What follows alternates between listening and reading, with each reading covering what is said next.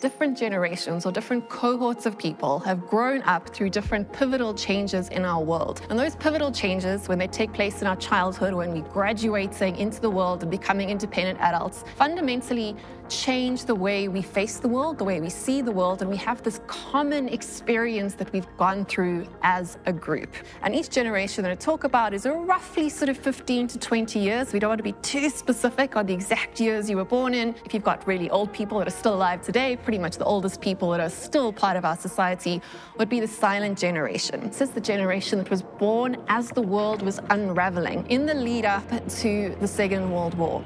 So we're talking about really sort of mid-1930s right through to the end of that Second World War period, which would take you up roughly to the 1950s, when the baby boomer generation was born.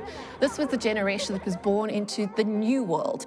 They were born to the conquering heroes if you were on the right side of history, or onto the losing side if you were on the other side of history. But anyway, they were born into a world that was about to see unprecedented prosperity.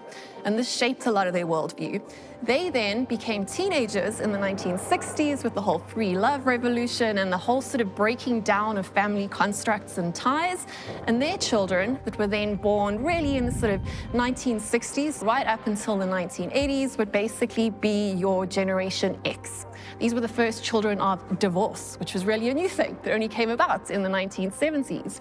And following them, we have the generation that has probably been spoken about the most, but has also accomplished the least, and that would be the millennial generation, which was born in the early 1980s, so into a world of prosperity and into a world of high expectations, roughly then up until the mid-1990s. This was the generation who essentially graduated into a world that was kind of starting to unravel once again. We were teenagers when 9/11 took place, for example, and we started our careers in the midst of the Great Recession. But following us, we have the generation that everyone's eyes on or at the moment. This would be Generation Z, or as we call them in South Africa, the born-free generation.